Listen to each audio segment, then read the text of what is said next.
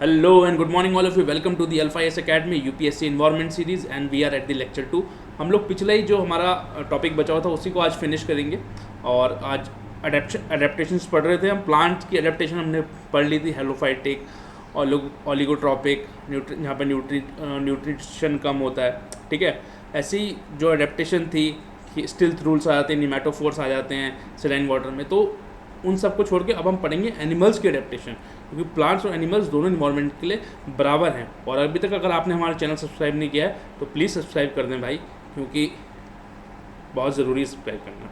ठीक है, and for more content आप और प्लेलिस्ट भी जाकर देख सकते हैं. अभी तक हमने डिजास्टर मैनेजमेंट और एथिक्स पेपर 4 पूरी तरीके से कंप्लीट कर दिया है. अगर फिर भी आपको कोई डाउट होता है या आपको कहीं लगता है कि आपको टॉपिक समझ में नहीं आ रहा है तो आप वहाँ पे कमेंट बॉक्स में लिख सकते हैं कि ये डाउट है और हम कोशिश करेंगे कि उसको बेहतर तरीके से सॉल्व करें. तो आइए शुरू करते हैं आज के लिए. तो आज हम ये टॉपिक्स पढ़ेंगे. टॉपिक्स की लिस्ट पढ़ने में मैं समय ज़ाया नहीं करना चाहता. ठीक है, तो बिगिन करते हैं. इकोलॉजिकल अडेप्टेशन इन एनिमल्स. अब हमने पढ़ ली थी प्लांट्स की, जिसमें बहुत सारी अभी कॉमन भी देखेंगे हम. अब एनिमल्स की देख लेते हैं. अब एनिमल्स सबसे इंपॉर्टेंट है माइग्रेशन. भाई एनिमल्स जो है चल सकते हैं.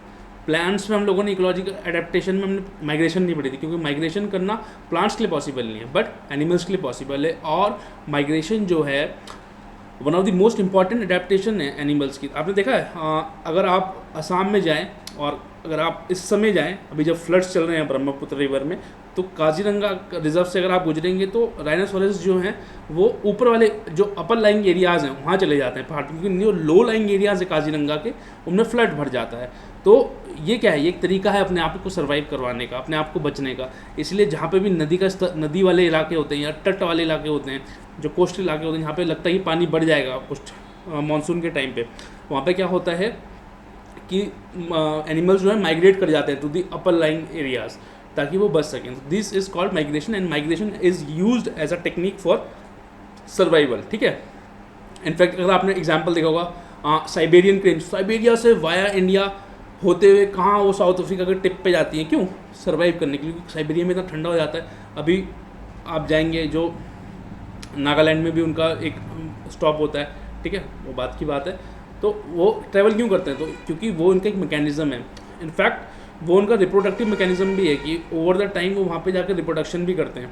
ऐसे ही जैसे अगर हम ऑलिव रिडले टर्टल की बात करते हैं तो जो रिप्रोडक्शन है वो जो टर्टल्स हैं वो गहीर माथा, जो उड़ीसा का कोस्ट है या आंध्र प्रदेश का जो कोस्ट है, हल्का सा आंध्र प्रदेश कोस्ट पे भी आते हैं, बट मेनली जो गहीर माथा मरीन नेशनल पार्क है उड़ीसा में, वहाँ पे आते हैं. तो वहाँ पे मास नेस्टिंग करते हैं, इसको अडीस अबाडा भी बोलते हैं, है ना. तो बहुत ज़रूरी है कि माइग्रेशन एनिमल्स के लिए as a means of survival. ठीक है, in fact one of the longest non stop flight लेती है एक बार टेल गॉडवेड. ठीक है, और ये तो माइग्रेशन था. देन कैमोफ्लॉज अगर मैं आपको सिंपल शब्दों में समझाऊँ तो कैमोफ्लॉज क्या हुआ, गिरगिट देखिए आपने, बोलते ना गिरगिट को देख के गिरगिट वो तो गिरगिट रंग बदल देती थी, है ना, या अपने आप को जो है इन्वायरमेंट के अकॉर्डिंग अपने कलर को चेंज कर लेती थी. इनफैक्ट ऐसी जो प्रॉपर्टीज़ हैं ये बहुत सारे एनिमल्स में पाई जाती हैं. इनफैक्ट इंसेक्ट्स, रेप्टाइल्स में ज़्यादा पाई जाती हैं. तो कैमोफ्लॉज होता क्या है? देखो, आर्मी भी जो है कैमोफ्लॉज इस्तेमाल करती है. कैमोफ्लॉज का मतलब होता है कि अपने आप को सराउंडिंग्स या सराउंडिंग इन्वायरमेंट के कलर से ब्लेंड कर लेना, ताकि जो आपका प्रीडेटर है वो आपको पहचान ना पाए. Thus it also helps you in survival. ठीक है, जैसे कैटल पिलर लार्वा एग्जिबिट करता है डली कैली ग्रीन कलर. अब ये जो कैटरपिलर है ये आपको अल्फा प्लांट में मिलेगा. इनफैक्ट अगर आप कैटरपिलर को नॉर्मली भी देखें, अगर आप देखेंगे और वो हरे पत्ते पे अगर बैठा हो तो आप उसे पहचान नहीं पाएंगे. ठीक है, तो वो क्या है, उसने कैमोफ्लॉज कर लिया है क्योंकि वो बचना चाहता है. ठीक है, फिर कुछ होते हैं कि किस्मत ख़राब वाली बात है, जैसे ब्लैक मॉथ है. अब मॉथ जो होते हैं उनके बहुत सारे कलर होते हैं. जैसे ब्लैक मॉथ है, वो अगर पेड़ पे लगा हुआ है तो पेड़ भी ब्लैक सा होता है, तो वो उसके साथ ब्लेंड हो जाता है. तो जो प्रीडेटर होते हैं, बर्ड्स होते हैं, उन्हें पता नहीं लगता. लेकिन कुछ मॉथ्स के जो होते हैं वो स्केल्स होते हैं, वो अलग कलर के होते हैं, तो उन्हें एकदम पता लग जाता है कि हाँ यहाँ मॉथ बैठा है. वो सीधा आती है, वहीं से उसे पिकअप कर लेती है, तो उनके लिए वो नेगेटिव बन जाता है. Then hibernation. ठीक है, अभी हम दो कॉन्सेप्ट पढ़ेंगे, एक हाइबरनेशन, एक एस्टिवेशन. अब हाइबरनेशन जो है वो विंटर स्लीप है, लंबे समय के लिए ज़्यादा सो जाते हैं. इसमें जो है वार्मर एरियाज़ में माइग्रेट करते हैं. ठीक है, और एनिमल्स और उनका अपना बॉडी का टेम्परेचर लो कर देते हैं, स्लो ब्रीदिंग स्लो कर देते हैं, मेटाबॉलिक रेट कम हो जाता है, और जो है एकदम मतलब ताकि, क्योंकि अब क्या उन्हें क्या लगता है कि यार अब हमारे पास जो है 6 महीने तक खाना नहीं है, अब हमारा खाना ख़त्म हो गया है, अब हम चले जाते हैं हाइबरनेशन में, जो कुंभकर्ण भाई करते थे, ठीक है, ताकि हमारा मेटाबॉलिक रेट कम हो जाए। अगर जब हम सोए रहेंगे तो हमें एनर्जी की ज़रूरत ही नहीं होगी, तो हाइबरनेशन मोड में चले जाते हैं। जैसे एग्जाम्पल्स हो गए बैट्स, हैज डॉग्स, डॉर्मीज, मार्सुपिल्स, स्नेक्स। मार्सुपिल्स मतलब कंगारू देखा आपने, वो एक टाइप का मार्सुपिल है। मार्सुपिल की ये बड़ी खासियत होती है कि वो जो है जब उनका बच्चा जन्मता है तो पूरा बच्चा नहीं जन्मता है, मतलब इमेच्योर बेबी बॉर्न होते हैं मार्सुपिल्स में, और वो ओवर द टाइम मदर के साथ ही रहते हैं अटैच्ड, और उसमें वो ग्रो करता है। आपने कंगारू देखा पॉकेट होता है, वो बच्चा वहीं पे होकर फिर वहीं से ग्रो करता है। तो ये मार्सुपिल्स की एक खासियत होती है। ऐसी मैंने आपको फॉर द पासिंग रेफरेंस बता दिया, क्योंकि इन्वायरमेंट में क्या इंपॉर्टेंट है क्या नहीं है किसी को नहीं पता है, और आजकल सब कुछ इंपॉर्टेंट है। ये देखते हुए कि यूपीएससी में इन्वायरमेंट की जो महत्वता है वो काफ़ी बढ़ चुकी है, ठीक है। देन एस्टिवेशन में आपको बता रहा था, ये भी एक डॉर्मेंट स्टेट ही होता है, इसको समर स्लीप बोलते हैं। ये लेकिन इसका जो पीरियड होता है वो शॉर्ट होता है बेसिकली, और इसीलिए हल्का सा ही हाइबरनेशन से अलग है, ये थोड़ा शॉर्ट होता है। और इसको जो है आपका जो गर्म इलाके हैं वहाँ पे जो प्राणी होते हैं वो यूज़ करते हैं, है ना। कई बार जैसे उसके नीचे भी घुस जाते हैं, एक वो भी सर्वाइवल होता है कि अगर आप डेजर्ट में जाएंगे तो डेजर्ट की रेत के नीचे बहुत सारे आपको इंसेक्ट्स, लिजर्ड्स, ये सब मिलेंगे, ठीक है। तो aestivation is use as a survival strategy when facing very hot और अरिड कंडीशंस, है ना। और ये बहुत सारे वर्टिब्रेट्स और इनवर्टिब्रेट्स एनिमल्स में देखी गई है। इसका एग्जांपल अगर देख लें हम, अफ्रीकन लंग फिश, है ना, some species of hylid frog, spade foot toads, sea cucumbers, ठीक है। ये याद करने की ज़रूरत नहीं है, ठीक है। नाउ एस्टिवेशन में देखो करते क्या है जानवर, वो अपने आप खाना बंद कर देंगे, गैस्ट्रो इंटेस्टाइनल डिग्रेडेशन करते हैं, जो मतलब उनका मतलब कि भूख उन्हें लगे ही ना, वो अपनी बॉडी को ऐसा चेंज करते हैं कि उन्हें भूख ही ना लगे, वेट लूज़ कर लेते हैं, अपनी इम्यूनिटी चेंज कर लेते हैं, ऑक्सीजन कंजम्पशन को रिड्यूस कर देते हैं, और जो एनर्जी है उसको डिस्ट्रीब्यूट कर देते हैं। जो मतलब अगर ऐसे मैं करूँगा, अगर मेरे को अपने हाथ को चलाना है तो बस मेरी जो एनर्जी है वो हाथ से लाइक ही चले, बस वो इधर ना चले जाए, तो उस टाइप से अपने आप को चेंज करते हैं, ठीक है। बट देखो यही ब्यूटी है नेचर की, कि इतना डाइवर्सिटी है, और एक ऑर्गेनिज्म में भी इतनी डाइवर्सिटी है कि कुछ आप कह नहीं सकते। देन मिमिक्री मतलब, देखो मिमिक्री मतलब मिमिक करना, है ना। मिमिक्री सबको पता है कि कॉपी करना किसी चीज़ को, ठीक है। अब mimicry occurs when one species of animal resembles another species that has easily recognizable characteristic and as a result receives the potential predator. अब होता है ये सब प्रीडेटर से बचने के लिए ही है, ठीक है। मान लिया रंग चेंज कर लिया, अब मैं एग्जांपल लेता हूँ, जैसे एक्स और वाई, दो कैटरपिलर ले लेता हूँ, ठीक है। एक्स जो है बड़ी जहरीली होती है, वाई जो होती है बड़ी टेस्टी होती है, ठीक है। तो अब जो उसका प्रीडेटर है बड़ा सोच के खाएगा यार कि मैं गलती से एक्स ना खा लूँ, मेरी तो लंका लग जाएगी, ठीक है। तो वाई के पास क्या कैपेसिटी है कि वो एक्स की तरह दिखना चालू कर सकता है, एक्स की तरह अपने आप को चेंज कर सकता है। तो क्या यार एक्स की तरह चेंज कर देगा, कि डरेगा प्रीडेटर भी, यार हाँ हो सकता है यार ये जहरीला वाला हो। तो ऐसे ही जो है मिमिक करते हैं वेरियस एनिमल्स एक दूसरे को, ठीक है। अब दो टाइप की मिमिक्री होती है, एक बेटेसियन मिमिक्री, एक मलेरियन मिमिक्री। बेटेसियन मिमिक्री में क्या होता है कि जो मिमिक करता है वही बेनिफिट होता है, ठीक है। थोड़ा सा मतलब कि डिसटेस्टफुल, जैसे अगर मैंने आपको जैसे एक्स और वाई वाला एग्जांपल दिया ना, ये थोड़ा बेटेसियन मिमिक्री का एग्जांपल है, ठीक है। और a harmless prey species evolves a resemblance to a harmful species as when जैसे किंग स्नेक है, वो अपने आप को रेड येलो ब्लैक पैटर्न पे बना लेता है कि मैं जो हूँ भैया जहरीला वाला हूँ, मेरे को हल्के में मत लेना, मैंने आपको एक्शन भाई। तो ये बेटेसियन मिमिक्री हो गई, ठीक है, कि जो रिजेंबल करता है वो बेनिफिट होता है। मलेरियन मिमिक्री में क्या होता है कि सब बेनिफिट होते हैं। अब क्या हुआ कि हम 3-4 दोस्त थे एक साथ, बटरफ्लाई का हमारा एक बटरफ्लाई गैंग था, 3-4 थे। हमने कहा कि यार ब्रो तुम दोनों को देख के तो वो नहीं आता है, लेकिन जब वो मुझे देखता है तो आ जाता है। तो ऐसा करते हैं कि हम चारों जो हैं तुम्हारा कलर, हम दोनों जो है तुम्हारा वाला कलर अपना लेते हैं, और चारों जो है एक कलर के हो जाते हैं, और चारों को जो है फिर परेशानी नहीं होगी। तो आपस में या वो आए तो वार्निंग साइन कर देना। तो इसमें जो है सारे जो पार्टीज़ होती हैं वो बेनिफिट होती हैं अगर मैं बोलूँ, ठीक है। तो उसको बोलते हैं मलेरियन मिमिक्री। जैसे अगर हम मोनार्क बटरफ्लाई और क्यून बटरफ्लाई की बात करें, ठीक है। वो कैसे करते हैं कि सेम डिफेंस मैकेनिज्म को फॉलो करते हैं, तो पता नहीं लग पाता प्रीडेटर को, तो एक्चुअली ये एक प्रीडेटर को डिसीव करने का ही तरीका है। Then echolocation. इकोलोकेशन क्या हुआ ये बेसिकली यूज़ किया जाता है डॉल्फिन्स के द्वारा, वेल्स के द्वारा, बैट्स के द्वारा। क्या हुआ कि वो साउंड्स भेजते हैं, बैट्स भी जो बैट्स तो ब्लाइंड होते दिखाई तो देता नहीं उनको, तो कुछ टाइप की वेव्स भेजते हैं। अब मान लिया वेव्स भेजी ठीक है, उन्होंने वेव्स भेजी, अब जब वेव्स भेज दिया आपने तो अब वो कहीं तो टकराएगी, अब वो टकरा के वापस आएगी, जैसे सोनार होता है, बस वही होती है इकोलोकेशन की। ठीक है, मैंने ऐसे वेव्स भेजी, अब ये कैमरा टकरा के वापस आ रही है, तो मुझे लग गया ठीक है 3 मीटर के डिस्टेंस पे एक कैमरा लगा हुआ है और मुझे उसकी साइड से जाना है। या मैंने सिग्नल फेंका, मुझे पता लगा कि हाँ यार कुछ डाइवर्जेंस हुई है मेरे सिग्नल में, या जो वापस सिग्नल वापस आना था वैसे नहीं आया, तो मतलब कुछ आगे प्रीडेटर है, तो भैया अपने को जो है अभी इधर ही से यू टर्न ले लेना है। ठीक है, तो इको लोकेशन को जो है ट्रीज़ में न टकराएं या खाना ढूंढना हो, इन सब के लिए यूज़ किया जा सकता है।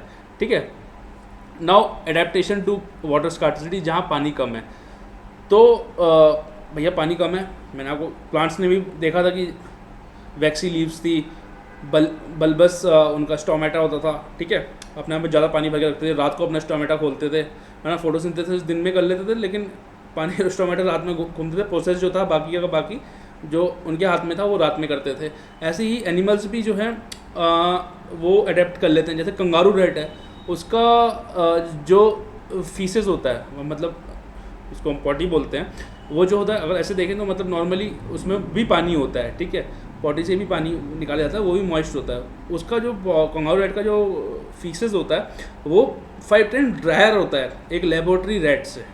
मतलब नॉर्मल रैट है, कंगारू रैट का अगर आप फीसेस वो देखें तो इसमें आप जो लेबोरेटरी वाला है उसमें 5 टाइम्स पानी ज़्यादा मिलेगा आपको रादर देन कंगारू रैट से। तो वो क्या है, उसका एक अडेप्टेशन है in to live in the areas where water is less और the areas which are water stressed और डेजर्ट एरियाज। ठीक है, उसका जो यूरिन होता है it is twice as concentrated as white laboratory rat. ये सब क्या है, ये सब उनके अपने मैकेनिज्म हैं। देन एडेप्टेशन टू कोल्ड की बात करें अगर हम, तो एक कोल्ड हार्डनिंग है, बाहर से अपने आप को बंद कर लेते हैं, कुछ अपने स्केल्स बंद कर लेते हैं, है ना। पेंगुइन एंड वेल्स उनके फ्लिपर एंड फ्लूक्स होते हैं, उनका जो ब्लबर होता है। ठीक है, अब वो उनमें क्या होता है कि वो ब्लबर से जो है एक्सचेंज करते हैं हीट को। अब कई बार क्या होता है कि ब्लबर खुला और हीट ज़्यादा एक्सचेंज होगी, मतलब ज़्यादा छूट गई, भैया आप तो ठंड में मर गए, तो क्या करते हैं ब्लबर बंद कर दिया उन्होंने, तो वो उनके पास पावर होती है कि फ्लिपर या फ्लूक्स है, मतलब जो पीछे वाला पार्ट होता है उनका टेल वाला, उससे वो एक्सचेंज कर सकते हैं एनर्जी का। ठीक है, तो वो क्या है इनका कोल्ड में मैकेनिज्म है कि भैया कम एनर्जी रिलीज हो, जितनी चाहिए उतनी हो, और हीट हमारे बॉडी के अंदर रहे, और जो फैट है उनका वो तो हेल्प करता ही है उनको। इसलिए आपने देखा होगा जो ठंडी इलाकों के जितने भी जानवर होते हैं वो बड़े हैवी से होते हैं, बल्कि से होते हैं, उनमें फैट की लेयर बहुत मोटी होती है, अगर नहीं होगी तो वो मर जाएंगे। ठीक है, ऐसा नहीं कि एकदम पतला तो घूम रहा है वहाँ पे चौड़े होते हैं, ऐसा नहीं होता है। ठीक है, जैसे अगर हम पोलर बियर की बात करें तो पोलर बियर देखिए, अगर आप हर चीज़ देखिए अपना एक रीज़न है, उसका जो वाइट फर है वो बैकग्राउंड स्नो है तो वाइट बैकग्राउंड से उसका मेल खा जाता है, तो प्रीडेटर को पता नहीं लगता कि यहाँ पे घूम रहा है ना। जो स्नो लेपर्ड है उसको पता नहीं चल पाएगा। ठीक है, देन उसके जो थिक लेयर होती है फर्स्ट की उसको वार्म रखती है, गर्म रखती है, क्योंकि उसके नीचे जो है गर्म रहता है। ठीक है, इंसुलेशन का काम करती है वो। ठीक है, देन जो उसके क्लॉज हैं, ऐसे क्लॉज होते हैं, वो उसको, क्योंकि बर्फ़ तो प्लेन होती है फिसल जाएगा, तो उसको बर्फ़ में चलने के लिए मदद करती है। ठीक है, देन उसकी जो स्मेल की सेंस होती है बहुत ज़्यादा होती है, तो वो अपना जो खाना है उसको आराम से लोकेट कर सकता है। अगर हम चिड़ियों की भी बात करें तो इसमें बहुत सारी हमने ली हुई है। अगर मैं आपको देखो, अगर आप इस चोंच की बात करें, ठीक है, ऐसी है थोड़ी सी, तो ये किसके लिए हेल्प करती है, फ्लैश को काटने में। ये वाली जो चिड़िया है ये इसको ऐसे गए और ऐसे अपने इन्हें जो है पिकअप करना है नीचे से, फिश को उठाना है लेक से, तो इसमें हेल्प करती है। और ये जो है ये वाली जो बीक है, क्योंकि ये वाली जो बर्ड्स हैं इनको जो है छोटे छोटे कीड़े खाने होते हैं उसमें से, सॉइल में से निकाल के, तो ये उसमें हेल्प करती है इन्हें। तो ये सब क्या है, इनके अडेप्टेशन मैकेनिज्म है। 10 अडेप्टेशन की अगर हम बात करें तो वही ऑफस्प्रिंग टिकते हैं सबसे ज़्यादा, और या जो लॉ ऑफ नेचर है वो भी यही कहता है कि जो अपने इन्वायरमेंट में सबसे अच्छे से ढल गया उसका सर्वाइवल रेट उतना अच्छा होता है। ये ह्यूमंस के लिए भी उतना ही वैलिड है जितना एनिमल्स के लिए है, और उतना ही वैलिड है उतना ही वैलिड वो प्लांट्स के लिए भी है। ठीक है, 10 those offspring which are suited to the their immediate environment have a better chance of surviving, reaching reproductive age and passing on to suitable adaptation to their progeny. Evolution thus helps in adaptation and diversity of species. तो evolution जो है help करता है diversity में, क्योंकि नए नए jeans आते रहते हैं और स्पीसीज डाइवर्सिफिकेशन, जब नई नई स्पीसीज आएंगे तो स्पीसीज का डाइवर्सिफिकेशन हो जाएगा। ठीक है, ये थी इतनी बात इकोलॉजिकल एडेप्टेशन की। अब पढ़ते हैं स्पीसीज फॉर्म कैसे होती हैं। एक्चुअली जितना भी हम देखते हैं तो ये दो प्रोसेस होते हैं एक्चुअली। ठीक है, एक स्पेशिएशन होता है, एक एक्सटेंशन होता है। अब स्पीशिएशन उससे पहले स्पीशीज़ क्या होती है। देखो स्पीशीज अगर मैं आपको सिंपली बताऊं तो दो एनिमल्स जो आपस में आराम से इंटरब्रीड कर सकते हैं, मीटिंग कर सकते हैं और एक फर्टाइल ऑफस्प्रिंग पैदा कर सकते हैं, उसको स्पीशीज़ बोल देते हैं। Lion and tiger same species के एनिमल नहीं हैं, बट बंगाल टाइगर एंड आपका इंडोनेशियन टाइगर या सुमात्रन टाइगर ये एक स्पीशीज़ के एनिमल है। ठीक है, ऐसी एक कैस्पियन टाइगर हुआ करता था जो अब एक्सटेंट हो गया, और अभी हम वो भी बात करेंगे क्योंकि एक्सटेंशन भी जो है हमारी इकोलॉजी को या इन्वायरमेंट को जो है फ्रेम करता है, तो उसको भी पढ़ना बहुत ज़रूरी है। ठीक है, तो हमारा जो लायन हो गया, टाइगर हो गया, लोटस हो गया, रोज़ हो गए, सारे के सारे डिफरेंट स्पीसीज़ के हैं। लेकिन बंगाल टाइगर या एक तरीके के डिफरेंट टाइगर वो सेम स्पीसीज़ के हैं ना। पैंथेरा करके, पैंथेरा एक जीनस होता है, पैंथेरा करके, पैंथेरा टिग्रिस, पैंथेरा लेनेस, पता नहीं क्या क्या होते हैं, मेरे को भी याद नहीं आ रहा, बट वो सेम जीन्स, वो सेम स्पीसीज़ के हैं। ठीक है, ये तो हो गया स्पीसीज़ क्या होते हैं। ठीक है, फिर डिफरेंट चीज़ें होती रहती हैं विद इन स्पीसीज़। पहले तो वेरिएशन आ जाएगा। वेरिएशन मतलब कि एक स्पीसीज़ की एक पॉपुलेशन थी, ठीक है, वो आपस में इंटरब्रीड कर रहे थे। ठीक है, लेकिन आप देखेंगे कि यार फिर भी उनका स्किन कलर डिफरेंट है, कोई अलग रंग का अब भाई गायें, मान ले गायें सेम स्पीसीज़ की हैं, लेकिन अलग अलग गायें अलग अलग दिखती हैं, उन गायों का बच्चा अलग अलग दिखता है। तो यार ये क्या प्रॉब्लम है, ये किसकी वजह से होता है, वेरिएशन की वजह से होता है। उसका बड़ा अच्छा आपको एग्जांपल देता हूँ। इंदौर के एक जू में एक रागिनी, या हाँ शायद रागिनी नाम है इस टाइग्रेस का, वाइट टाइग्रेस थी। अब वाइट क्या होता है कि मेलाटोनिन एक हार्मोन होता है, वो जो होता है इनमें पाया जाता है। ठीक है, उसकी वजह से इनमें मेलाटोनिन की वजह से ये वाइट पिगमेंट आ जाता है, इसलिए जो टाइगर होते हैं ये होते टाइगर ही हैं लेकिन ये वाइट हो जाते हैं। ठीक है, रॉयल बंगाल टाइगर। अब जब इसके बच्चे हुए, इसके 3 बच्चे हुए। अब आप 3 बच्चे नीचे देख सकते हैं, ये वाला जो बच्चा है ये तो पूरा टाइगर की तरह है। इसका सिर जो है एकदम मतलब ये कुछ कहीं पे वाइट है, और ये बड़ा रेयर इवेंट था, और कहीं पे ये नॉर्मल टाइगर की तरह ब्राउन है।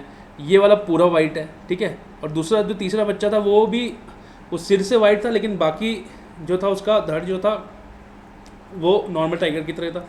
तो ये वेरिएशन, ये किसकी वजह से, वेरिएशन की वजह से, कि एक ही स्पीशीज़ में आपको डिफरेंट कलर मिलेगा, डिफरेंट हेयर स्टाइल मिलेगा, डिफरेंट हर चीज़। भाई आप ही देखिए कि आप अपने पापा से कितने अलग हैं, या आप अपने भाई या बहन से कितने अलग हैं, ये सब जो है वेरिएशन की वजह से। ठीक है, तो और वेरिएशन किसका रिजल्ट है, म्यूटेशन का रिजल्ट है, कह सकते हैं एक टाइप से। मतलब म्यूटेशन का एक रिजल्ट वेरिएशन भी है। देन एवोल्यूशन की बात करें तो देखो इवॉल्व हो रहे हैं, हम पढ़ते हुए आ रहे हैं कि भैया हमने पिछले लेक्चर में पढ़ा कि कैसे हमने इवोल्यूशन किया, कहाँ से हम लोग यूकैरियोट से और प्रोकैरियोट्स पहुँच गए, या हम लोग कहाँ एक सिंगल बैक्टीरिया से पहुँचते आज होमोसेपियंस या जो हम इंसान है वो पहुँच गए। तो एवोल्यूशन जो था दैट वो उसके जो फादर हैं ऑफकोर्स सबको पता है चार्ल्स डार्विन है, लेकिन एक अल्फ्रेड वेलिस भी थे, उन्होंने इन दोनों ने ही एवोल्यूशन की थ्योरी फाउंड आउट की थी 1859 में। ठीक है, उस थ्योरी को और प्रोग्रेस किया गया जब स्टडी ऑफ जेनेटिक्स की गई, जब जीन्स पे ज़्यादा स्टडी हुई, और उस एरिया ऑफ स्टडी को या उस स्कूल ऑफ थॉट को नियो डार्विनिज्म कहते हैं। कई लोग पढ़ते भी होंगे इसका, आप एंथ्रोपोलॉजी में नियो डार्विनिज्म को पढ़ेंगे, एक प्रॉपर स्कूल ऑफ थॉट है। अब इसके फॉलोइंग फीचर्स हैं। ठीक है, ये कहता है कि organism tend to produce more offspring than can be supported by the environment. सही बात है, क्योंकि बहुत सारे ऑफस्प्रिंग मर जाएंगे, तो इतने बनाओ कि भैया कुछ तो रह जाए। तो जैसे पहले होता था, पहले क्या था कि इन्फेंट मोर्टेलिटी रेट बहुत ज़्यादा था, तो 8-8, 10-10 बच्चे करते थे, तब जाके 2-3 बच्चे बच पाते थे, अगर हम भारत की बात करें, क्योंकि हमारी जो मेडिकल फैसिलिटीज़ थी वो बहुत पुअर थी, जो इंस्टीट्यूशनल डिलीवरीज थी वो बहुत कम थी, डॉक्टर्स कम थे, है ना, और बहुत ज़्यादा पहले मैटरनल मोर्टेलिटी और माँ और शिशु की बहुत ज़्यादा मृत्यु होती है। लेकिन अब जो है कम हो गई है, तो इसलिए लोग अब कम बच्चे पैदा करते हैं कि 2 किए तो 2 ही टिक जाते हैं। ठीक है, देन उन्होंने कहा कि म्यूटेशन होती है। म्यूटेशन क्या होता है कि म्यूटेशन जो होती है चेंज होता है जेन में, और म्यूटेशन जो है आप उसको पकड़ नहीं सकते, वो कोई आपका मतलब जैसे आपने देखा था कि कोविड-19 में क्या हो रहा था, कोविड-19 के वायरस में या सार्स कोव में क्या हो रहा है, म्यूटेशन हो रही है। अब आपने पहले उसकी अलग अलग वेव देखी, पहले वेव 1 में अलग था, फिर अल्फा आया, फिर बीटा आया, फिर डेल्टा आ गया, है ना, अभी ओमिक्रॉन आ गया। तो ये सब क्या है, इसके वेरिएंट है। वेरिएंट क्या है, मतलब ये म्यूटेट कर रहा है वायरस, अलग अलग इसका जो जीन सीक्वेंस है वो अलग होता जा रहा है, ठीक है। तो उससे क्या है, नए जीन्स बनते जा रहे हैं। फिर होता है रिकॉम्बिनेशन। रिकॉम्बिनेशन तो आप लोग अब जो है लैब में भी कर सकते हैं, जो रिकॉम्बिनेंट डीएनए टेक्नोलॉजी आ गई है, जिससे वो पूछा भी था एक बार यूपीएससी ने, जो आपका Cas9 जीन सीक्वेंसिंग वाला जो था, Cas9 जो होती है किस लिए यूज़ होती है, ठीक है। देन रिकॉम्बिनेशन हुआ। रिकॉम्बिनेशन से क्या होता है, it led to the formation of new genes. Then natural selection. Natural selection theory क्या कहती है, genes that help the organism to adopt it to its environment, वही जीन्स रहते हैं जो आपको सर्वाइव करने में मदद करेंगे, वही जीन्स आपके अंदर रहेंगे। और जो जीन्स मतलब जिसके अंदर रहेंगे, जो सर्वाइवेबल है, मतलब जो उसको हेल्प कर रहे हैं सर्वाइवल में, उस स्पीशीज़ का सर्वाइवल रेट ज़्यादा होगा, ठीक है। तो बहुत ज़रूरी है इसको देखना। देन स्पीशिएशन पे आते हैं। अब मैंने आपको बताया था कि जो वर्ल्ड है आज की, जो इकोलॉजी है या इन्वायरमेंट है, वो दो चीज़ों की देन है, एक स्पेशिएशन मतलब स्पेशलाइजेशन बोल लीजिए, और एक्सटेंशन। स्पेशलाइजेशन हो गया कि पर्टिकुलर एनिमल आपको पर्टिकुलर हैबिटेट में, पर्टिकुलर इन्वायरमेंट के साथ इंटरेक्ट करते हुए, पर्टिकुलर वो खाना खाएगा, पर्टिकुलर एरिया में घूमेगा। अब मैं आपको स्नो लेपर्ड आपको मध्य प्रदेश में नहीं मिलेगा, वो आपको हिमालयन माउंटेन्स में ही मिलेगा। तो ये क्या है, स्पेशिएशन है कि उस इकोसिस्टम में वो वहीं पाए जाएंगे। तो अलग अलग टाइप की वजह से ही स्पेशिएशन होता है। एक्चुअली आइसोलेशन की वजह से स्पेशिएशन होता है। जैसे अभी एक रिपोर्ट आई थी कि अगर आप अरुणाचल जाएँ तो अरुणाचल में एक सियांग रिवर बहती है। रेड पांडा के 2 स्पीशीज़ होते हैं, वो दोनों के दोनों इंडिया में पाए जाते हैं, लेकिन एक सियांग रिवर के एक साइड पाया जाता है और एक सियांग रिवर के दूसरी साइड पाया जाता है। चांसेस हो सकते हैं कि हाँ इक्का दुक्का इधर उधर पाया जाए, मगर बहुत कम। जो मैक्सिमम जो पॉपुलेशन है वो एक जीन की एक साइड है, एक से है सेम स्पीशीज़ के, बट एक टाइप का रेड पांडा एक साइड पाया जा रहा है और एक टाइप का रेड पांडा एक साइड पाया जा रहा है, ठीक है। और कौन डिवाइड कर रहा है उसको, सियांग रिवर। तो ये क्या हो गया हमारा जोग्राफिकल आइसोलेशन, ठीक है। देन हमारा इकोलॉजिकल आइसोलेशन हो जाता है, जैसे टेम्परेचर चेंज हो गया, ह्यूमिडिटी चेंज हो गई, पीएच चेंज हो गया, तो ये 2 पॉपुलेशन को आपस में डिवाइड कर देता है, तो इकोलॉजिकल आइसोलेशन हो गया। देन रिप्रोडक्टिव आइसोलेशन हो गया। मान लिया मैं एग्जाम्पल दूँ, फ्रॉग्स है, कुछ फ्रॉग्स की जो रिप्रोडक्टिव जो टाइम होता है वो एक पर्टिकुलर समय पे होता है, ठीक है, मई में होता है, ठीक है। और कुछ जो फ्रॉग्स होते हैं वो जुलाई में रिप्रोड्यूस करते हैं, वो उनका। तो मई वाले जुलाई के साथ नहीं, अब हैं फ्रॉग्स ही मेट कर सकते हैं, लेकिन क्योंकि टाइम अलग अलग है, स्पेशल डिफरेंस है, तो क्या हुआ कि मई वाले जुलाई वाले के साथ नहीं मेट कर पाएंगे और जुलाई वाले मई वालों के साथ मेट नहीं कर पाएंगे, क्योंकि अगर मेट कर ही नहीं पाएंगे तो रिप्रोड्यूस कैसे करेंगे। तो ये जो है रिप्रोडक्टिव आइसोलेशन भी है, ठीक है। देन कई बार क्या होता है, सेक्स ऑर्गन्स का मिसमैच होता है, ठीक है भाई, मतलब प्रॉपर आपका मैच होना चाहिए सेक्स ऑर्गन्स का, तभी जो है रिप्रोडक्शन पॉसिबल है। नहीं तो अगर मिसमैच होगा then the reproduction is not possible. तो और सेक्सुअली रिसेप्टिव भी होना चाहिए। कई बार देखो फ्रॉग्स में क्या होता है कि कुछ अगर एग्स किसी पर्टिकुलर ओवम पे लगे तो वो उसको रिजेक्ट कर देते हैं, या उस पर वो ऐसे रिसेप्टर छोड़ता है अंदर से वो ओवम कि वो जो स्पर्म्स होते हैं वो मर जाते हैं। तो ऐसी भी जो है रिप्रोडक्टिव आइसोलेशन होगी इसी। और ये क्या लीड, अब ये सब कर क्या रहा है, ये सब अलग टाइप की स्पीशीज़ लीड कर रहे हैं। स्पेशिएशन आ रहा है, स्पेशलाइजेशन आ रहा है, एक नया टाइप का हमें स्पीशीज़ मिल जा रहा है। एक ही स्पीशी का हमें अलग वर्जन मिल जा रहा है, कहीं का वर्जन 1 मिल रहा है, कहीं किसी का वर्जन 2 मिल रहा है, किसी का वर्जन 3 मिल रहा है। तो इसमें ही स्पेशिएशन की वजह से ही स्पीशीज़ डाइवर्सिटी फॉर्म हो रही है, ठीक है। एक ही स्पीशीज़, भाई टाइगर ही देख लो, बंगाल टाइगर हो गया, ये टाइगर, वो टाइगर, 36 टाइप के टाइगर आप देख सकते हो। वैसे नहीं है 36 टाइप के टाइगर, लेकिन मैं कह रहा हूँ ये किसकी वजह से, स्पेशिएशन की वजह से। फिर म्यूटेशन, ये वो बहुत सारी चीज़ें आ जाती हैं। बट अभी अगर आप समझो तो geographical isolation, ecological isolation and reproductive isolation. Then जैसे एक कबीब स्क्वेरल थी, जैसे मैं आपको रेड पांडा वाला एग्जांपल देता था क्योंकि वो बड़ा लेटेस्ट था मध्य प्रदेश में, ठीक है। ग्रैंड कैनियन है, अब कबीब स्क्वेरल जो है वो ग्रैंड कैनियन के नॉर्दर्न रिम में रहती है और अल्बर्ट स्क्वेरल जो है वो ग्रैंड कैनियन के सदर्न रिम में रहती है सेम स्पीसीज के ही बंदे हैं, ठीक है। देन एक्सटेंशन कैसे प्ले करता है वो भी नेचुरल है। अब एक्सटेंशन खुद भी हो सकता है, बाहर से भी हो सकता है, ठीक है। नेचुरल अक्लेंस है, पूरी जो कम्युनिटी होती है उसको ही उड़ा देता है। किसी कैटास्ट्रॉफ की वजह से होता है, सुनामी आ गई, वॉल्केनो फट गया, अर्थक्वेक आ गया, कुछ भी हो गया, या कोई बीमारी आ गई किसी स्पीसी में, वो उससे कोप अप भी नहीं कर पा रही है, सर्वाइव भी नहीं कर पा रही है, पूरी की पूरी स्पीसीज ही साफ कर दी उसने, ठीक है। तो extinction take place when species can not evolve fast enough to cope with the changes taking place in their environment, ठीक है। अब हम पढ़ते हैं इकोलॉजिकल ऑर्गेनाइजेशन। हम लोग पिछली बार मैंने आपको पढ़ाया था population, community, biome, biodiversity. Population से स्टार्ट करते हैं।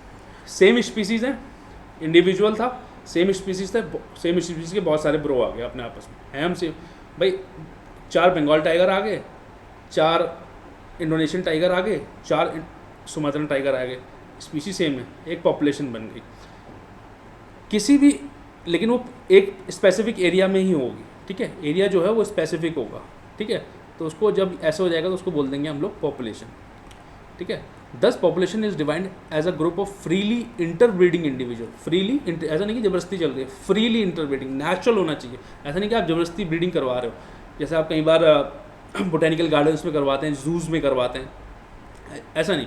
आपको जो इंटरब्रीडिंग होनी चाहिए वो फ्री होनी चाहिए। दस a group of freely interbreeding individuals of the same species present in a specific area at a given time, or characteristic of any population depends upon density of the population, natality मतलब होता है birth rate, mortality मतलब death rate, dispersal कितना वो फैलाव है, biotic potential हम पढ़ेंगे। बायोटिक पोटेंशियल मतलब अगर किसी भी ऑर्गेनिज्म को मैं एक अच्छा इन्वायरमेंट दूँ, एकदम कंड्यूसिव इन्वायरमेंट दूँ, तो वो कितना रिप्रोड्यूस कर सकते हैं, ठीक है। इसलिए जो बड़े जानवर होते हैं उनका बायोटिक पोटेंशियल कम होता है, छोटे जो जानवर होते हैं उनका बायोटिक पोटेंशियल ज़्यादा होता है, मतलब वो ज़्यादा ऑफस्प्रिंग पैदा करते हैं। मान लिया एलिफेंट है, वो साल में एक ही ऑफस्प्रिंग पैदा करते हैं, बट जो आपके छोटे एनिमल है, इंसेक्ट्स हैं, वो एक बारी में हज़ारों लाखों ऑफस्प्रिंग पैदा कर सकते हैं, तो उनका बायोटिक पोटेंशियल ज़्यादा है। तो किसी भी चीज़ की स्पीसीज़ की जो पॉपुलेशन है वो उसके बायोटिक पोटेंशियल पे भी डिपेंड करती है। Then age distribution and growth form. Dispersion मतलब वो डिस्पर्जल ही हो गया, और ग्रोथ फॉर्म किस टाइप की, क्योंकि अब हम पढ़ेंगे ग्रोथ फॉर्म भी 2 टाइप की होती हैं, ठीक है। पॉपुलेशन ग्रोथ जो होती है 2 टाइप से होती है यार, और जो ग्रोथ है वो 2 टाइप से दिखाई भी जाती है। हम ज्योग्राफी में तो आप वो ग्राफ पढ़ती हो, तो पॉपुलेशन ग्रोइंग भी हो सकती है, घटती भी हो सकती है, स्टेबल भी हो सकती है। इंडिया की पॉपुलेशन अभी ग्रोइंग है, लेकिन बोला जा रहा है कि 2045 तक स्टेबल हो जाएंगे, उसके बाद पॉपुलेशन गिरना चालू हो जाएगी, ठीक है। 165 करोड़ पे हम लोग पीक करेंगे, 160 करोड़ के आसपास पीक कर जाएंगे। ये लैंडसेट की रिपोर्ट है, मेरी नहीं है, ठीक है। देन 2 टाइप के कर्व होते हैं, ठीक है।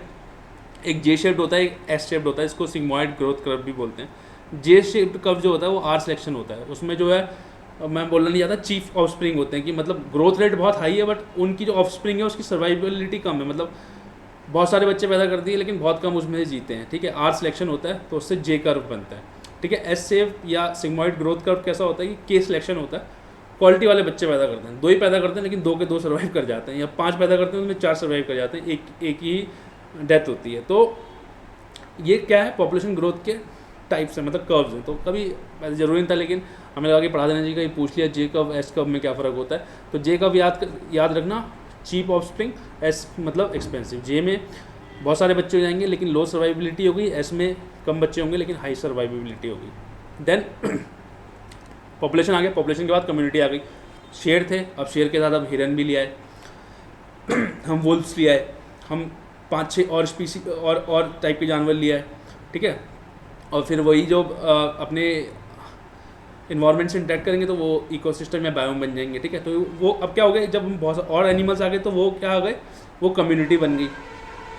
अब जब वो कम्युनिटी बन गई तो आपस में इंटरेक्ट भी करेंगे, ठीक है। कुछ प्रीडेटर बन जाएंगे, शेर जो है वो हिरन को खाने लगेगा तो उनका अपने आप में इंटरेक्शन हो जाएगा। भैंस जो है वो घास को खाने लगेगी, हिरन भी घास को खाएगा। मगरमच्छ जो है जो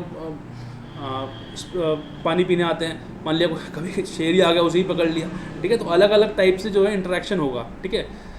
organisation of a biotic community की बात करें अगर हम, तो characteristic pattern of the community is termed as the structure of the community, ठीक है।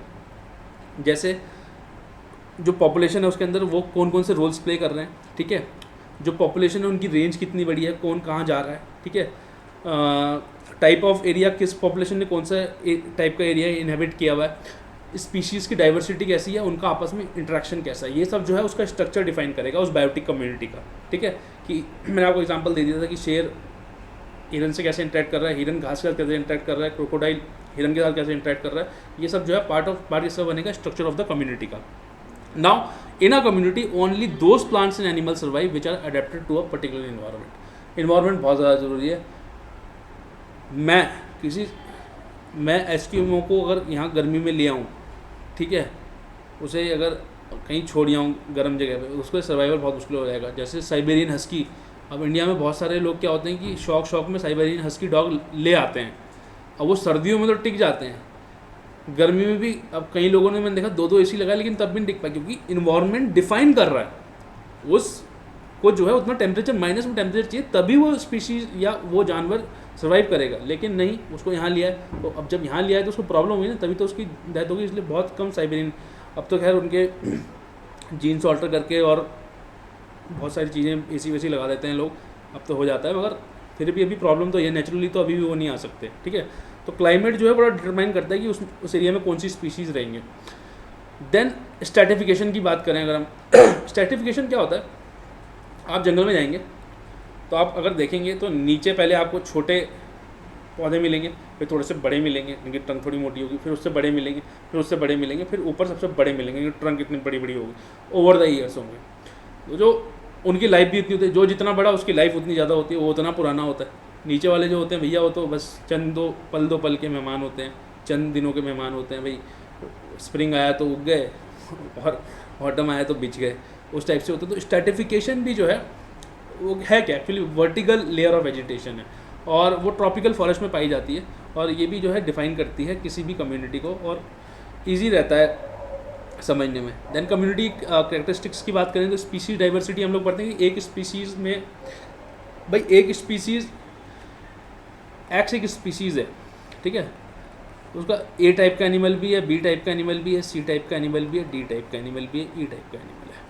ठीक है, Y एक स्पीसीज़ है, उसका भी A टाइप का एनिमल है, B टाइप का एनिमल है और C टाइप का एनिमल है। ठीक है, अब एक इकोसिस्टम में कितने टाइप के X हैं, कितने टाइप के Y हैं, कितने Z हैं, A से लेके Z तक हैं, तो उतना वो डाइवर्स हो जाएगा। मान लिया कहीं A से लेके D तक ही है, मतलब 4 ही टाइप के एनिमल है, उसकी कम हो जाएगी। किससे? जहाँ पे 5 होंगे, उसकी किससे कम हो जाएगी? जहाँ 6 होंगे। जहाँ पे पता लगा 100 टाइप के एनिमल है, तो जहाँ पे 80 टाइप के एनिमल होंगे उसकी स्पीशीज डाइवर्सिटी कम हो जाएगी। तो जितनी ये देखा गया है कि जितनी स्पीशीज डाइवर्सिटी होती है उतनी स्टेबल पॉपुलेशन होती है, उतना आसान हो जाता है किसी भी इकोसिस्टम को या किसी भी पॉपुलेशन को सर्वाइव करना। ठीक है, देन एक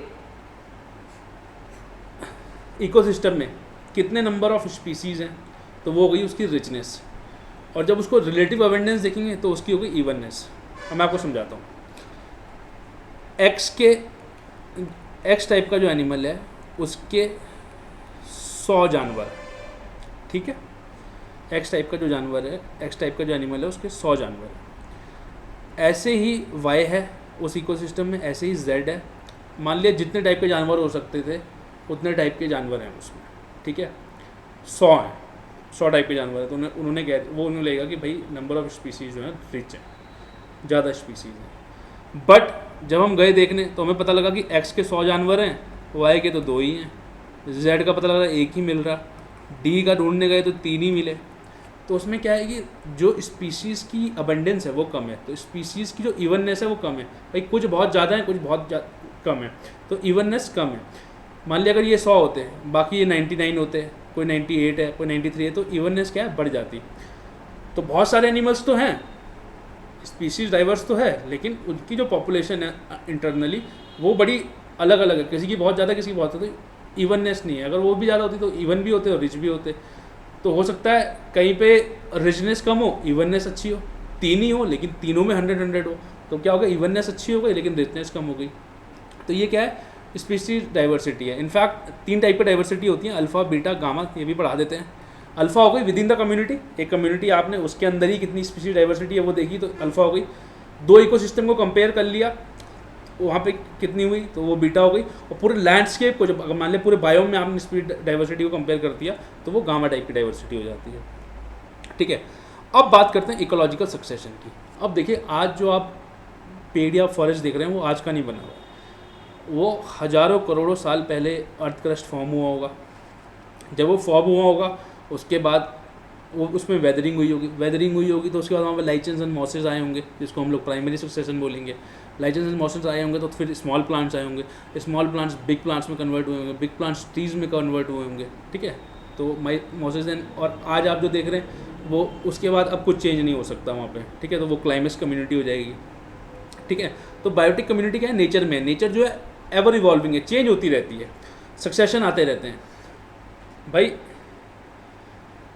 फॉरेस्ट था, फॉरेस्ट जल गया, ग्रासलैंड बन गया, ग्रासलैंड में फिर उगा, फिर फॉरेस्ट बन गया, तो ऐसे चेंजेस आते रहते हैं। तो दो टाइप के सक्सेशन होते हैं, प्राइमरी एंड सेकेंडरी। प्राइमरी देखो, प्राइमरी जो होता है वो जो होता है बड़ा स्लो होता है सेकेंडरी से, क्योंकि सेकेंडरी में तो हमें बना बनाए मान मिल जाएंगे। तो जो प्राइमरी सक्सेशन है वो it happens over a bare and unoccupied area, वहाँ वेदरिंग होगी, वहाँ सबसे पहले जो न्यू लैंड फॉर्म है वो बना। जैसे अगर मान लिया वॉल्केनो निकला, वॉल्केनो का एक बेड बन गया, बड़ा फर्टाइल होता है, जो अंदर से माल आया वो तो बड़ा फर्टाइल है। अब वहाँ पे जो है वेदरिंग स्टार्ट होगी, वहाँ लाइचेंस एंड मॉसेस आएंगे, लाइचेंस मॉसेस के बाद स्मॉल प्लांट्स आएंगे, स्मॉल प्लांट के बाद थोड़ा मीडियम टाइम के प्लांट आएंगे, ट्रीज आएंगे, फिर बिग ट्रीज आएंगे। तो ऐसे टाइप से सक्सेशन जो है टेक प्लेस करता है, ठीक है। तो जो शुरुआत से शुरू होगा वो हो जाएगा प्राइमरी सक्सेशन, ठीक है, and it is very slow, ठीक है। वहाँ पे जो कम्युनिटी आएगी वो पाइनियर कम्युनिटी कहलाएगी, जो सबसे पहले आई। This the plant that invade first bare land where soil is initially absent are called pioneer species. और उन सबको सारे प्लांट्स को अगर हम कलेक्टिवली करेंगे तो उसको पाइनरी कम्युनिटी बोल देंगे। हाई ग्रोथ रेट होता है उन प्लांट्स का, बट लाइफ स्पैन शॉर्ट होता है, ठीक है। और जैसे बेयर रॉक था, बेयर रॉक से लाइचेंस आए, स्मॉल, मैंने ये सब तो मैंने आपको समझा दिया। फिर ग्रासेज आए, ग्रास से सॉल्ट इंटॉलरेंट प्लांट थे, फिर सॉल्ट इंट्रूजन हो गया पता लगा, फिर सॉल्ट टॉलरेंट ट्रीज आ गए। तो ये जो है एवोल्यूशन का पार्ट है। तो पाइनियर स्टेजेस तो यहाँ आ गई, ये आपकी थोड़ी इंटरमीडिएट स्टेज, ये क्लाइमेक्स कम्युनिटी की। इसके बाद जो है फिर ये रिवर्स ही हो जाता है, ठीक है। दिस इज़ हाउ, मतलब अब नेचर भी अपने आप को चेंज करती है ना, देखा, इसलिए तो पत्ते झड़ते हैं, फिर पत्ते आते हैं, है ना। तो वो क्या है, नेचर का एक तरीका अपने आप को रिज्यूविनेट करने का। भाई आप भी सोते हो, रिचार्ज होते हो, फिर सुबह उठते हो ना। ऐसे तो नहीं कि आप साल भर से लगातार काम कर रहे हो फिर एक साल सोओगे। अपने आप को टाइम टू टाइम, हर किसी का अपना टाइम होता है अपने आप को रिज्यूविनेट करने का, ठीक है। जो ये सक्सेसिव स्टेजेस आती हैं, भाई सबसे पहले तो आ गई तो वो पाइनियर होगी, उसके बाद है तो नहीं है कि फाइनल स्टेज एकदम आ जाएगी। भाई ये स्टार्टिंग हुई यहाँ से, ये फाइनल है, इसके बीच में भी कुछ स्टेजेस आएंगी तो उनको कहते हैं सीरियल कम्युनिटी, जो बीच बीच में कम्युनिटी है। और जो उसका सक्सेशन है उसको, या stage of succession is called a sere, SERE बोलते हैं उसको। That single unit is called a sere, और जो बीच में कम्युनिटी आई फिर ये पाइनियर हो जाएगी और लास्ट वाली क्लाइमेक्स हो जाएगी, ठीक है। तो क्लाइमेक्स कम्युनिटी क्या हो जाएगी, the terminal stage of succession forms the community which is called as climax community. वो ज़्यादा स्टेबल होगी, मैच्योर होगी, मोर कॉम्प्लेक्स होती है, लॉन्ग लास्टिंग होती है जो क्लाइमेक्स कम्युनिटी है। ये इसकी कैरेक्टरिस्टिक है। तो मैंने आपको सीयर समझा दिया। अब सक्सेशन जो होता है लैंड पे भी हो सकता है, पानी पे भी हो सकता है। तो जो लैंड पे होगा, बेयर रॉक पे होगा, उसको ज़ेराक बोलते हैं, ठीक है, XERARCH, ठीक है। और जो वाटर बॉडी में होता है उसे हाइड्रार्क बोलते हैं, ठीक है। देन सेकेंडरी सक्सेशन क्या हुआ कि बना बनाया माल है भैया, ठीक है, सब कुछ तैयार है, फास्ट होता है, न्यूट्रिएंट्स अवेलेबल हैं। जैसे आपने एक फसल काटी, आपने गेहूँ काटी, गेहूँ के बाद आपने जो फील्ड थी उसको जोत दिया, और अब आपने जो है धान लगाने हैं उसमें, या राइस लगाने हैं। तो ये क्या होगा, आपका सेकेंडरी सक्सेशन होगा, जल्दी होता है, ठीक है। और क्योंकि ऑलरेडी नेसेसरी जो न्यूट्रिएंट्स है वो अवेलेबल होते हैं, जो नेसेसरी हमें जो बेस चाहिए था, फाउंडेशन चाहिए था, क्योंकि फाउंडेशन बनाने में सबसे ज़्यादा टाइम लगता है। एक बार बच्चे को 12वीं तक आप अच्छे से पढ़ा दें, उसके बाद वो अपने आप अच्छे से पढ़ेगा, ठीक है। तो फाउंडेशन बनाने में टाइम लगता है, तो वो फाउंडेशन जो है वो बड़ी इंपॉर्टेंट है, उसमें उसको बनाने में बड़ा टाइम लगता है। उसके बाद तो जो स्टेजेस आती हैं उसको आपका ज़्यादा टाइम लगता है, वो आराम से ग्रो हो जाते हैं। जैसे एनुअल वीड्स बनी हुई थी, फिर वो ग्रासेस में चेंज आएगी, फिर कुछ ट्रीज आ जाएंगे, फिर अलग टाइप के ट्रीज आ जाएंगे, जैसे स्पर्स, है ना, चेस्टनट। और वो कुछ ट्रीज जो होते हैं कॉमन भी होते हैं, कुछ इंटरमीडिएट क्लाइमेक्स में। तो जो चेन ऑफ इवेंट्स है वो ऐसा ही है, ठीक है। देन सक्सेशन देख लेते हैं अलग अलग बेसिस पे। पहले हम देखते हैं कि succession based on agents of change. अगर तो जो सक्सेशन आया है भाई, अब चेंज तो हो रहा है, ठीक है, कम्युनिटीज़ आ रही हैं, पाइनरी कम्युनिटी से हमें क्लाइमेक्स कम्युनिटी तक पहुंचना है, फिर हमें क्योंकि वापस पाइनरी से स्टार्ट करना है, तो ये चेंज तो आ रहा है। अगर ये चेंज इंटरनली हम खुद ला रहे हैं, तो उसे बोलेंगे ऑटोजेनिक सक्सेशन। अगर ये कोई बाहर वाला एजेंट ला रहा है तो उसको बोल जाएंगे एलोजेनिक सक्सेशन, ठीक है। Then succession based on dominance, अगर तो ग्रीन प्लांट्स ज़्यादा हैं उस सक्सेशन में तो उसको बोलेंगे ऑटोट्रॉपिक सक्सेशन। अगर उसमें हेट्रोट्रॉप्स एनिमल्स ज़्यादा हैं, अगर या डिपेंडेंट चीज़ें या डिपेंडेंट, क्योंकि एनिमल्स ही ज़्यादा डिपेंडेंट होते हैं, अगर डिपेंडेंट आर्टिकल्स ज़्यादा हैं तो उसको बोलेंगे heterotrophic succession. Then succession in plants की बात करें, ये हमने आपको बता दिया था, अगर वो ड्राई एरियाज़ में होंगे या लैंड पे होंगे, लैंड पे सबसे पहले अटैक आएगा तो उसको जेरार्क बोल देते हैं, और अगर प्लांट्स वाटर में उगते हैं सबसे पहले तो उसको हाइड्रार्क बोल देते हैं। इसमें भी जो है अलग अलग वाटर कंडीशन होती हैं। वाटर में भी अगर मीडियम वाटर कंडीशन है तो उसको मैजिक बोल देंगे, अगर बहुत ड्राई है तो जेरार्क बोल देते हैं, और टू है तो उसको हाइड्रिक बोल देते हैं। तो ये ज़्यादा इंपॉर्टेंट नहीं है। बायोटिक इंटरेक्शन, ये बहुत ज़्यादा इंपॉर्टेंट है। बायोटिक इंटरेक्शन मतलब दो कम्युनिटी आपस में कैसे इंटरेक्ट कर रही है, उनका आपस में क्या रिलेशन है। आप दो दोस्त हैं, आपका आपस में कैसे रिलेशन है। दो टाइप के होते हैं, एक होता है इंट्रा स्पेसिफिक और एक होता है इंटर स्पेसिफिक। एक स्पीसी है, ठीक है, उसके दो अलग अलग पॉपुलेशन है या अलग अलग बंदे हैं, वो आपस में कैसे मिल रहे हैं, उनका आपस में कैसे इंटरेक्शन है, वो क्या हो जाएगा, वो हो जाएगा इंट्रा स्पेसिफिक। और अलग अलग स्पीसीज़ का आपस में कैसे इंटरेक्ट कर रही हैं वो हो जाएगा इंटर स्पेसिफिक। मान लिया क्लास 9th के बॉयज़ एंड गर्ल्स का आपस में कैसा रिलेशन है, वो हो जाएगा आपका इंटर स्पेसिफिक, वो क्लास 9th की बात है। लेकिन क्लास 9th के बॉयज़ और क्लास 12th के बॉयज़ का, या क्लास 9th के स्टूडेंट्स या क्लास 12th के स्टूडेंट्स का आपस में कैसा रिलेशन है, वो हो जाएगा इंटर स्पेसिफिक, ठीक है। तो between different species is called inter specific, in the particular species is called, और in the same species is called the inter specific interaction, ठीक है। बेसिकली मोटा मोटी 6 टाइप के होते हैं। नेगेटिव इंटरेक्शन देख लें, अमेंसलिज्म। अमेंसलिज्म का मतलब हो गया कि एक स्पीसी जो है उसे तो फ़र्क ही नहीं पड़ रहा, मतलब भाई मुझे फ़र्क नहीं पड़ रहा, लेकिन जो दूसरा स्पीसी है उसे नुकसान हो रहा है, ठीक है। इसके एग्जांपल भी हम देखेंगे। देन प्रीडेशन, एक को फ़ायदा हो रहा है, एक को नुकसान हो रहा है। नुकसान जरूर होगा क्योंकि नेगेटिव इंटरेक्शन है। पैरासिटिज्म, एक को फ़ायदा हो रहा है, एक को नुकसान हो रहा है, ठीक है। कॉम्पिटिशन, कॉम्पिटिशन में दोनों को नुकसान होता है, ठीक है। देन पॉजिटिव एसोसिएशन की बात करें, कमेंसलिज्म मतलब एक को फ़ायदा हो रहा है, एक को फ़र्क नहीं पड़ रहा। म्यूचुअलिज्म मतलब दोनों को फ़ायदा हो रहा है। एक न्यूट्रलिज्म होता है जिसमें कि दोनों को कोई फ़र्क नहीं पड़ता। अब न्यूट्रलिज्म जो है वो नेचर में आज तक मतलब बहुत कम, मतलब नियर टू इम्पॉसिबल है न्यूट्रलिज्म देख पाना, ठीक है। तो ये टाइप्स ऑफ क्या थे, बायोटिक इंटरेक्शंस। अब अमेंसलिज्म मैंने आपको क्या बताया, अमेंसलिज्म मैंने आपको बता दिया कि भैया एक को नुकसान हो रहा है, एक को कोई फ़र्क नहीं पड़ रहा, ठीक है। जैसे जो आप ब्रेड खाते हैं उसमें एक पेनिसिलियम नाम का बैक्टीरिया होता है, वो बैक्टीरिया भाई क्या करते हैं, वो जब अपने आप बढ़ते हैं तो वो और बैक्टीरियाज को मार देते हैं, ठीक है। तो उन्हें तो कोई फ़र्क नहीं पड़ रहा, भाई वो तो बढ़ ही रहे हैं, ठीक है, उन्हें तो बढ़ना ही था, लेकिन वो और बैक्टीरिया को मारते हुए जा रहे हैं, तो दूसरे बैक्टीरिया को नुकसान हो रहा है, ठीक है। तो ये हो गया अमेंसलिज्म। प्रीडेटर हो गया, भाई टाइगर्स ने हिरन को खा दिया तो हिरन का तो नुकसान हो गया ना, ठीक है, हिरन का नुकसान हो गया और टाइगर का फ़ायदा हो गया, तो पॉजिटिव नेगेटिव। पैरासिटिज्म में भी एक को फ़ायदा एक को नुकसान, भाई आया मॉस्किटो आया, मुझे यहाँ पे बाइट मार के चला गया, मेरा खून निकाल दिया, या मुझे डेंगू करके चला गया, तो मेरा नुकसान हो गया लेकिन उसे खून मिल गया, तो ये पैरासिटिज्म हो गया। कंपटीशन मतलब कंपटीशन में दोनों को नुकसान होगा क्योंकि दोनों सेम रिसोर्सेज के लिए कम्पीट कर रहे होते हैं, दोनों फर्स्ट रैंक के लिए कम्पीट करेंगे, और तो पता लग रहा है दोनों का नुकसान हो गया, कोई तीसरा बंदा फर्स्ट रैंक ले गया। देन कमेंसलिज्म में क्या होगा कि एक को फ़ायदा होगा लेकिन एक को कोई फ़र्क नहीं पड़ेगा, ठीक है। जैसे एफीफाइट्स का तो बेल देखिए आपने, पेड़ पे बेल चल रही है, बेल को तो फ़ायदा क्योंकि उसे एक अपने चढ़ने के लिए कुछ मिल गया, पेड़ को तो कोई फ़र्क नहीं पड़ रहा, तो ये कमेंसलिज्म का एग्जांपल हो गया। म्यूचुअलिज्म हो गया कि दोनों को फ़ायदा हो रहा। म्यूचुअलिज्म का एग्जांपल अगर मैं टर्माइट्स की बात करूँ, ठीक है, टर्माइट्स होते हैं ना जो आपके घरों में भी लग जाते हैं, तो टर्माइट्स के पेट में एक फ्लैगलेट प्रोटोजोआ होता है या प्रोटिस्ट जिसको बोलते हैं, उनके पेट में होता है, इंटेस्टाइन में होता है। अब ये फ्लैगलेट्स क्या होते हैं, ये अमीबा टाइप के थोड़े माइक्रो ऑर्गेनिज्म होते हैं, पेट में होते हैं।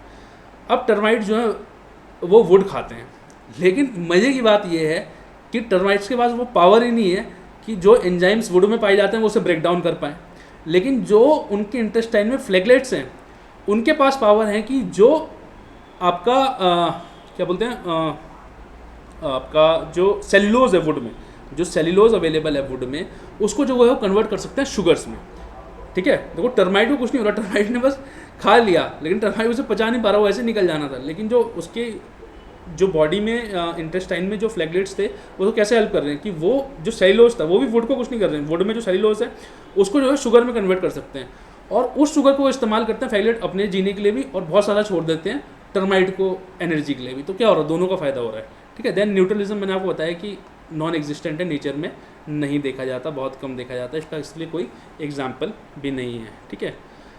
देन अब हमारा इकोसिस्टम है, बहुत छोटा सा टॉपिक है, इकोसिस्टम सर्विसेज। अब मिलेनियल इकोसिस्टम असेसमेंट हुआ था, अब मेजर यूएन स्पॉन्सर्ड एफर्ट है to analyse the impact of human actions on ecosystem and human wellbeing. उन्होंने 4 मेजर कैटेगरी आइडेंटिफाई की, हमने नहीं की, उन्होंने 4 मेजर कैटेगरी आइडेंटिफाई की कि इकोसिस्टम हमें कैसे हेल्प करता है या इन्वायरमेंट हमें कैसे हेल्प करता है। उन्होंने बोला कि सबसे पहले तो प्रोविजनिंग सर्विस देता है, हमें खाना देता है, रॉ मटेरियल देता है, रिसोर्सेज देता है, मिनरल्स देता है, ऑर्नामेंटल सर्विस देता है, ठीक है। आप शी सेल लिया है, आपने उसकी माला बना ली, ठीक है। देन रेगुलेट करता है हमारे इकोसिस्टम को, ठीक है, पॉलिनेशन करता है जिससे कि हमें फ्रूट्स मिलते हैं, डिकम्पोजिशन करता है, फ्लड्स आते हैं तो इरोजन होता है, नए लैंडफॉर्म्स बनते हैं, तो नई हमारे पास लैंडस्केप्स आते हैं, क्लाइमेट का रेगुलेशन करता है तो रेगुलेटिंग सर्विस प्रोवाइड करता है। देन कल्चरल सर्विस प्रोवाइड करता है, कितने सारे लोग हैं जो हमें जो है आपको स्पिरिचुअल सर्विसेज प्रोवाइड करता है, कितना शांत, मतलब जंगल में जाओ कितना शांत लगता है, वो कितना अच्छा लगता है। हम लोग तो रोज़ जाते हैं शाम को जंगल में, वैसे अब हम लेक्चर खत्म करके जाने ही वाले हैं, ठीक है। देन हिस्टोरिकल सर्विसेज देता है, इको टूरिज्म बढ़ाता है आपका, ठीक है। थेरेपेटिक सर्विस देता है कि आपको शांति लगती है, अच्छा लगता है आपको, क्योंकि हम जो है नेचर से बने हुए हैं, और हम जितना नेचर के पास जाएंगे उतना हमें अच्छा लगेगा, ठीक है। और कितना कुछ रंक्याज जो अगर बात करें तो वो क्या है, कहानियाँ हैं जंगल में जो लिखी गई थी, तो वो कल्चरल सर्विसेज प्रोवाइड करता है। और लास्ट में सपोर्टिंग सर्विसेज प्रोवाइड करता है कि जो ह्यूमन एग्जिस्टेंस के लिए ज़रूरी है, न्यूट्रिएंट साइक्लिंग होगा, फोटोसिंथेसिस, मैंने आपको क्या बोला, फोटोसिंथेसिस नहीं होगा तो प्लांट्स कैसे ग्रो करेंगे, फोटोसिंथेसिस कितना ज़रूरी है ह्यूमन सर्वाइवल के लिए, न्यूट्रिएंट साइक्लिंग, सॉइल बनाता है, सॉइल इरोजन हुआ, वाटर साइकिल है आपका, फॉस्फोरस साइकिल है, कार्बन साइकिल है, प्लांट्स हमारे कार्बन डाइऑक्साइड ले रहे हैं, हमें ऑक्सीजन दे रहे हैं, तो कितनी ज़रूरी है हमारे सर्वाइवल के लिए इकोसिस्टम, ये सब जो है दर्शाया गया। और ये क्यों दर्शाया गया था कि आप लोग जो हैं ज़्यादा संवेदनशील बने, आप ज़्यादा रिस्पेक्ट करें इन्वायरमेंट की, सस्टेनेबल डेवलपमेंट पे फोकस करें, जितना आपको मदर नेचर दे रही है या जितना आपको चाहिए उतना ही लें, क्योंकि एक बड़ा अच्छा कोट है गांधी जी का, there is enough on earth for everybody's need but not for anybody's greed. And on that note we'll end today's lecture. Thank you very much for watching and keep smiling, keep healthy, and we shall see you soon. Bye bye, take care.